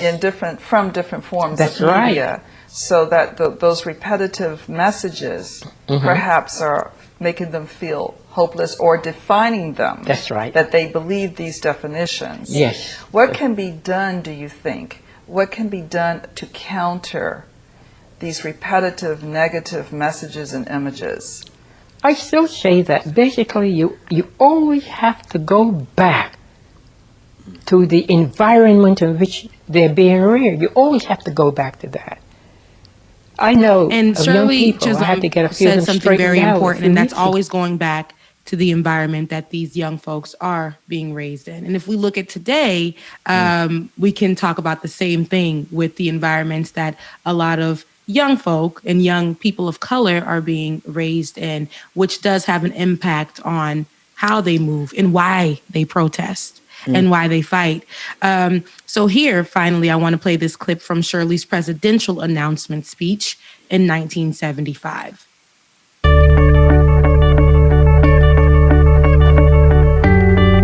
Fellow Americans, we have looked in vain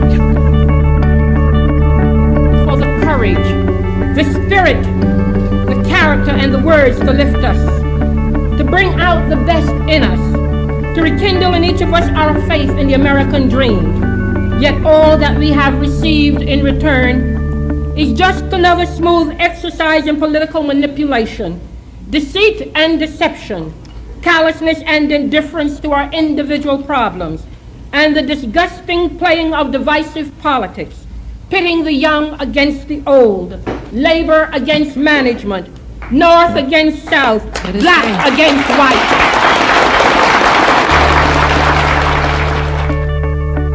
I have faith in the American people. I believe that we are smart enough to correct our mistakes. I believe we are intelligent enough to recognize the talent, energy, and dedication which all Americans, including women and minorities, have to offer. I know from my travels to the cities and small towns of America that we have a vast potential which can and must be put to constructive use in getting this great nation together. I know that millions of Americans from all walks of life agree with me that leadership does not mean putting the ear to the ground to follow public opinion, but to have the vision of what is necessary and the courage to make it possible. I would remind all Americans at this hour of the words of Abraham Lincoln, "A house divided cannot stand."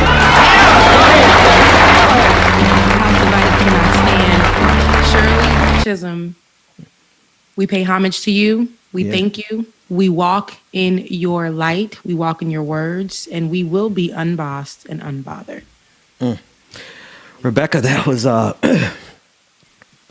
was powerful. That sister, one thing the first thing that came to mind as I watched was that when people say, "I am not my ancestors," saying like that we today are like better or we'll fight first or whatever. I think we got it backwards. We aren't our ancestors because I don't know that we got the heart that Shirley Chisholm had to do this, to run at that level at the height of racism and Jim Crow, right before the inflection point where we started to move away from it just a little bit. She had the temerity to jump out there and just be a boss and not care. And just be as fearless. Like, I don't know that we have people as fearless today as Shirley Chisholm. right? I don't know that we have people as fearless today as any number of people who were able to fight those fights at the height of slavery, Jim Crow, and segregation. So salute to Shirley Chisholm. I want to be like my ancestors. Yeah. Yes. And I want to be like mine as well. Definitely. I want to definitely shoot that. Now, I said unbossed and unbothered. That's my remix of it. It's unbossed and unbought. Now, don't get that and say, oh, that's not what it was. It wasn't. That was my remix. What do you have to say about it, Bubba? I know that when you're watching that, you felt that same energy. And Ben, you said something very big too. I mean, I wish I was my ancestors. I wish I could fight the way they did, but some days I ain't got it. I'm tired. Right. And thank you for doing this, Rebecca. That was absolutely amazing and empowering. Because like you said, and what Ben said, it's the truth. I would rather be my ancestors, because think about all they had to endure. And you think about what we're going through now. Yes, it's bad, but think about what they went through. Think about being on a boat, coming over here from coming to a foreign country where your family's behind you. That's my parents' story. Okay. So, hey, you see what I'm saying, Rebecca? All right. So that's courage. Yeah, that's how to put my son on that right there, y'all. Yeah. And it's a lot. And sorry, go ahead, Ben. No, I'm just thinking think what it took for Harriet Tubman. Yeah. Like I hold my word. I hold my tongue. Because I know some of the stuff that we could say gonna get us a knock on the door by the feds, right? Imagine being at the height of slavery and not giving a damn, and just saying what's right is right, what's wrong is wrong, and putting your life on the line. We're fighting against an empire right now. But it's cute fighting. Like we fight on social media, and people out in the streets for sure are putting out some real fights, right? Virtual fights. I dream of being as brave as my ancestors, because we're not them, but we should aspire to be. So shout out to you, Rebecca, for putting that together for us. And what's interesting is she, like you mentioned, Bubba, she even comes from a Caribbean background, in the middle of New York, Brooklyn, you know what I mean, in those areas where it was rugged, and a lot of Caribbean folks were. So and then her being a woman, a Black woman in that particular time, there were so many disadvantages against her, but she decided to step up in an area that no one has ever stepped into. And she still did it while a lot of people told her no, you know what I mean? And she's like, if there's no room for me at the table, I'm going to go ahead and bring a folding chair. Like those words came from her. This is who we've been quoting and running around with. So the fact that, and I've covered her, before, but the fact that, and I said it in my last coverage of her, we don't know her like that. Like, why don't we say her name when we say Beyonce's and we say Michelle Obama's, who are great leaders and role models? But this woman, Shirley, come on now. Like, Shirley Chisholm, she is a big deal. And when you see Black women in politics, you got to look back and be like, Shirley, Fannie Lou, go find out who those women were, because of them, we have our Nina Turner. Because of them, we have our Michelle Obama. Because of them, we even have our Kamala Harris. So be grateful. Go check them out. If you're watching right now, white folks, I just educated you. On our team. What's that? I can't even remember. Osbourne. We did. There you go. That's the most education you're going to get from us. You, on the other hand, you got Google, www.google.com. You can find out all the different ways that you have been part and parcel of this system. But Google cut the check. Yeah. Right. Yeah. And there's a lot of Black people out there, the millennials like me, who don't say her name because they don't really know about her. So, we got to make sure and that's do our fine. job. You know what? And that's it's okay, because every generation. What's funny though is like when people are like, "Oh, you don't know this person." Nah, bro. I'm just barely learning the stuff that this raggedy school system is teaching me, right? So give people the space to actually grow and learn, right? It's one thing to not know. Well, they can do it on their own. But I'm talking about us. I'm saying, Look, we got a different kind of sensitivity for our folks. Listen, because y'all taught us all this white education.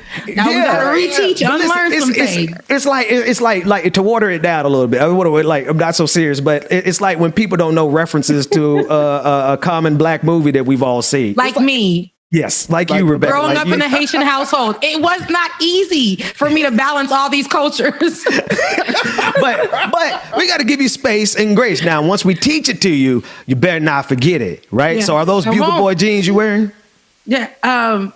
She said, you guys taught me this, and I know the song. That's the thing. I know the song.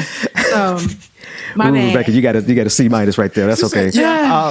So listen, I think I messed up with David Sirota. I think we got our wires crossed on the time. He was expecting to come in at 10:30, and so we're trying to work that out. We may have to reschedule him. I'm talking with him now.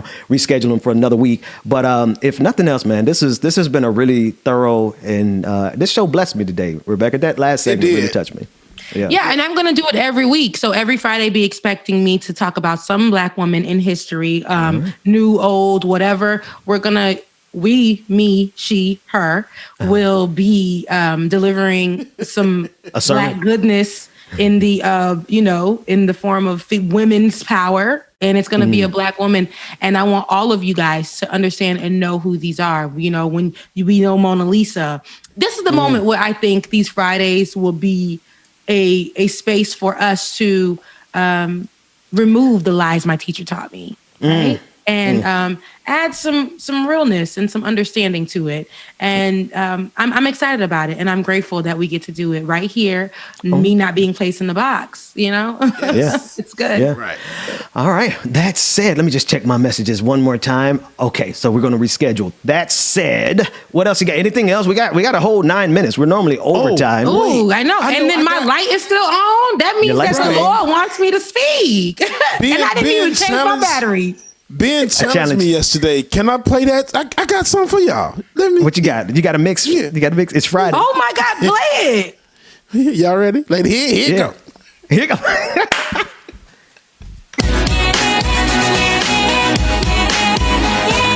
Oh man, you taking it back right there, bro. 7 a.m. waking up in the morning. Gotta get fresh, gotta go downstairs. Hey. Gotta have cereal. He did it. On and on, everybody's rushing. Gotta get down to the bus stop. Hey. Catch my bus. Is that the Yin Yang Twins and Rebecca Black? How you like it, Daddy? How you like? No, Petey Pablo. My type. Oh, I hear that. I hear that. Originally Petey Pablo, baby. Yeah, Petey Pablo for sure. Because Ben, for context, Ben did ask, that it's Friday. I wanted to hear Rebecca Black.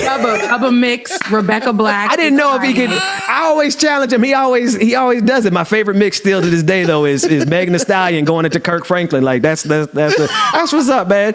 Now for cultural reference, folks, like we are talking about how long has that song been out? That was like the first viral song back in 1990. It was I don't know how it was, but no, it was like in 2000 or something. 2002 or 3 maybe. Yeah, talking about 1990. And now it was a long time. Right. No, bro, we were still in school. 2000. Well, we're close. 2003 is closer to 1999 than it is today. We getting old. Rebecca, if you remember that song when it came out, you old.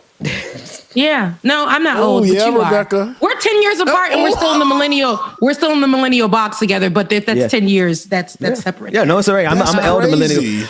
Yeah. But what, y'all are in that uncomfortable space where you are transitioning now to being the old folks, and like Generation Z is like, it used to be all the but millennials. Is still trying. Generation Z is the generation, and I hate that you brought this up because now I do something old lady, but Generation Z has nothing that is really their own. They want to be 90s so bad. They want to wear they're wearing our clothes. I like Generation Z. I didn't say I don't like them, but I'm saying we literally created a pathway for them, like a lot of people have. But what I'm saying wait a minute, Generation X created that pathway for all of y'all. Hey, thanks. I get to go back and forth, so y'all can run. I'm literally both. But you like 2 years in Generation X though, so stop playing with yourself. Anywho, it don't matter. It don't count, sweetie. It don't count. But honestly, I was talking with somebody at the nail salon. And what happened was, did they have on masks? Everybody had on masks. It was just me and my nail tag, and there was. Go ahead, Rebecca. I don't go to a nail salon. It's a suite where it's just you in person. Oh, okay, that's cool. So bougie, okay. So nails is done, y'all. Yes, the white woman, she was next to me, and of course we were distanced. She was like, I remember. First of all, she was talking about Salt and Pepper. Salt and Pepper, the rappers? On the food, child. Oh, sorry. That's how we started. And she was like, when I go to my boyfriend's house, because I'm Black, so she thought telling me salt and pepper was a seasoning. And I was like, sweetie, no, not in the Haitian household, baby. We got Maggi sauce on everything else, y'all got salt and pepper. But anywho, we went into the conversation of, growing up, we had like the floppy disk, and we had to go to school with our work saved on that disk. Yeah. We had the Apple computers with the booty in the back that only could do about 4 things. It was carrying that booty. Remember when you had to be on the phone call before internet? You would call your friends up. You remember their number. You call your friends up, and then when your mama wanted to peek in on your phone call, she would just go pick it up from the other room. Yep, and I remember that. 5 minutes on to hear what you were talking about, just to say, Rebecca, it's time for you to get off the phone. Oh man. Things like then when we did get internet, all we were doing was getting it from the mail, using those hours of AOL, whatever, for the time. Nobody was really purchasing. Using those hours of AOL at the time, and then your mama would kick you off. That's what I did. And then when we wanted to use the phone, right? Then when we wanted to download music, we were what was it? The LimeWire, yeah. And we were putting viruses on our parents' computers, okay? And then when we first got cell phones, we had to be at least, maybe 18 or, in school. I was like 23, 24. Right. Yeah. See, you're a little older than me. You were at 23, 24. I was getting at 18 and had to get the cell phones then. And then it was brick. You had a brick. Yep. You had a brick that you only could do Snake on. And then you had to download music so that it could be your ringtone. And then you had 3 filters, which was probably black and white, sepia, and an original, whatever. There was none of that back when I got on there. That was it. Yeah. And then this is after the growth of the brick, when we moved on to like the flip phone with the color. And then you had to tell your friend, hey, yo, send me that Bluetooth, right? Bluetooth that song to me. And it was just a little file that you would play on your phone. And that was your ringtone, right? Yep. And then we stopped using the floppy disk and we went to the USBs. And then, we really went through these phases. We really went through these great But do you really remember phases. those phases? I remember all of them because I had to deal with all of them. Do you remember? I'm an actual 90s kid. So did you ever have a bill where for text messaging, they should charge you for text? And then you looked up and holy crap, I got a $500 bill because of text messages? I charged it to my dad because my dad put me on this plan.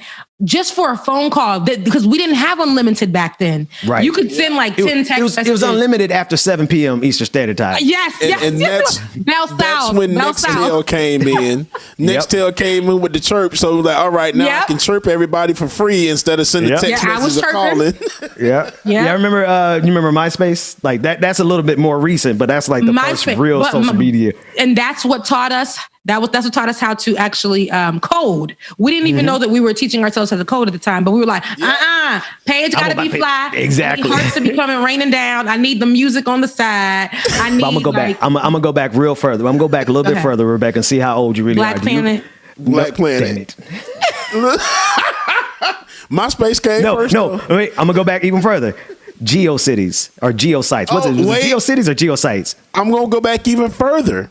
College Club. College Club? Wait. Are you talking about the? You got me on that one. I know what you're talking about. Was the first it literally was the first Facebook, and if I'm not mistaken, College Club migrated and basically turned into Facebook. Yeah, wow. I didn't. I'm thinking you were talking about College Club and FAMU. There was a place called catfished by somebody on College Club from FAMU. That was so terrible. We used to be catfishing was catfishing. Listen. Like back in the day, like catfishing like crazy. You really put a lot on the line to try to meet up with somebody online because you're like it wasn't. You couldn't go and really search somebody. Like let me cross reference their Instagram with their Facebook. Mm-hmm. Now let me check out their Twitter and see. You got to do your investigation now. You got enough to understand if you being catfished. Back in the day, all you had was one person's picture that they emailed you because there wasn't no real social media and you just had to take a chance. I had this way back in college. This one sister from Canada, she was bad. She wanted me to fly up to Canada. She was gonna flew me out, and the only reason I didn't go because I was getting flued out, but I didn't go because I follow the rule. If you ain't got enough money to get home, don't go. And turn out it probably was a catfish at the end of the day, but yeah, no, it was risky business back in 1998, really. Yeah. Remember, and we can end with this for hairstyles. Y'all never got the hairstyle, like even y'all men at the time, boys, and me as a little girl, I was getting bulgogos, the hair bows, we call it bulgogos, in the nœud, which is the ribbons, and with the barrettes at the end. You had your 4, 5, 6 braids with your style, while your friends was having like my friends who would get the perms. I didn't have a perm for a very long time. They would get the swoop in the front like Aaliyah, and when my mom would do mine, because my hair was natural, she had like my 2 in the back, but I wanted that swoop in the front like Aaliyah. It would puff right back up. But I had the box. I was gonna say, y'all will go and y'all probably wanted certain kind of haircuts, especially the church kids. Y'all probably wanted certain kind of haircuts, and y'all parents was like, hell no, y'all ain't getting 2 lines on the side. There used to y'all be ain't getting that. It used to be a time I had as much hair hanging. You can ask anybody who used to do music. If anybody knows me from when I did music back circa 2004, 2005, I had more hair bounce than Snoop Dogg with my hair. Just, all my fro, pressed that thing, and it was flowing like it was nothing else. But those were many years ago. So what you say? Oh, wait a minute. Wait, we got him? I was looking like Eazy-E. Funny. Wait, Dwayne, we got anybody in the waiting room? Yeah. So we'll reschedule. We'll get it together. So David Sirota, that's our bad. We'll get it right. We'll make it work for the next go round. Because otherwise we'll be here another 30 minutes and our time has come to an end for the day. It has come to an end, but it was so good being with y'all on this Flashback Friday, baby. And it was good going through some of that stuff I don't want to remember, to be honest. Yeah, some things, but I had a really, I remember days when we were able to go outside. Thank God that our generation liked going outside and things like that. The furthest I can go though was to the tree sometimes and back home. But you guys, I'm really listen. But look, now I'm going through bad memories. I'm like, I had to stay in the house and I had to ask my parents, could I go outside? But since I'm a girl, I couldn't go outside. And my brothers, they was able to see. Now that's some other thing. Haitians need to do better. But love you guys, mean it. James. Please continue to watch the show every day, right here, Monday through Friday, 8:30 to 10:30 a.m. And make sure you never, white people, ever, no black folks. And this is going to be the only way that I educate you on today. Don't ever yell no black folks to educate you about how you being a racist, okay? And that is my point for you all today. I love you guys. Mean it. Go be great. Bye. In your lavender. Oh, man. Oh, man.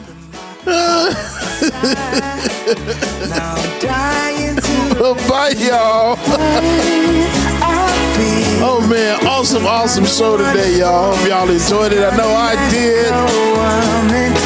But y'all know what time it is.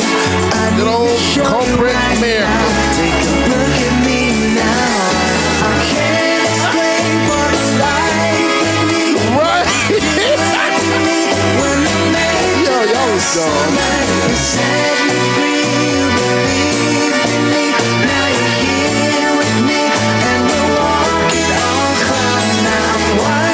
We appreciate that. Have a great day too.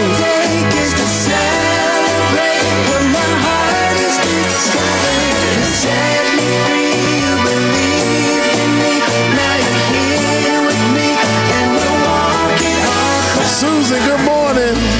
Brenda, thank you so much.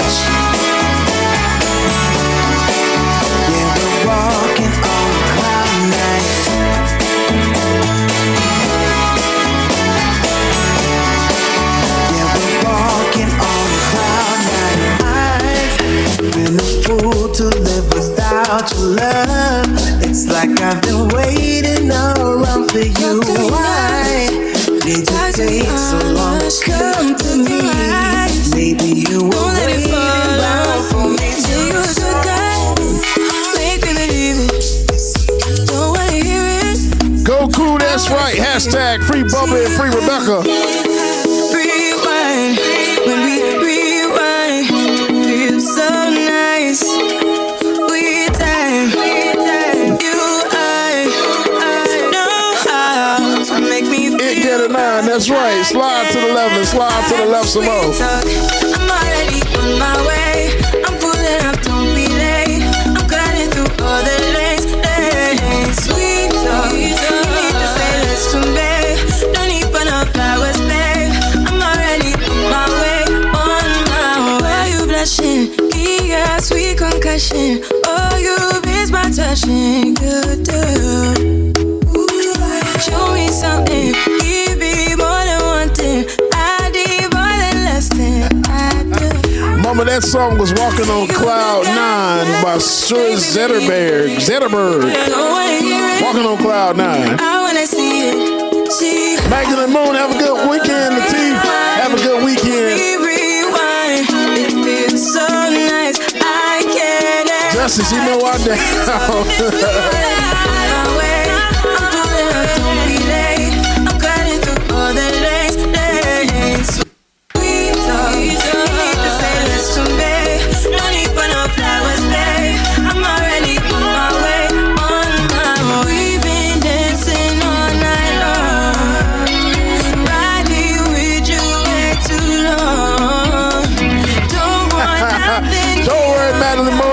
Right back here on Monday morning, refreshed, energized, and laughing up a damn storm. I'm already on my way. I'm pulling up, don't be late. I'm cutting through all the lanes. All right, y'all. Gotta make sure I take y'all out on the jam that we all love, y'all. Yeah, slide to the left. Hey, slide to the left, slide to the right. Rock with me, baby, we can do this all night. Slide to the left. Purple Rain Hearts, I know we working on it. Come on. Yeah, slide to the left, slide to the right. Rock with me, baby, we can do this all night. Slide to the left, slide to the right. Come on, come on, come on. Hey, slide to the left, slide to the right. Aurora, my pleasure, anytime. Slide to the left, slide to the right. Come on, come on, come on. Yeah, slide to the left, slide to the right. Rock with me, baby, we can do this all night. Slide to the left, slide to the right. Come on, come on, come on. Yeah, right hand is wrapped around your waist. I love the way that you be twirling to the bass. Moving sideways on a Friday. DJ playing all of your favorites. I'm digging your flavor, yeah, yeah. Cause the vibe. Let this be real inside. Hey, slide to the left, slide to the right. Rock with me, baby, we can do this all night. Slide to the left, slide to the right. Come on, come on, come on. The only thing I don't like about this song is that it's so damn short. Baby, we can do this all night. Slide to the left, slide to the right. Come on. But all right, y'all, that is going to do it for your boy James Bubba Williams, DJ exclusive, y'all. Chuck Diesel is over there breaking everything in the house once again. Like it or not, is not responsible for any broken items that is in your household that are played by the music. Anyway, y'all, want to thank y'all so much for tuning in this week. We hope that you enjoyed the week as much as we did.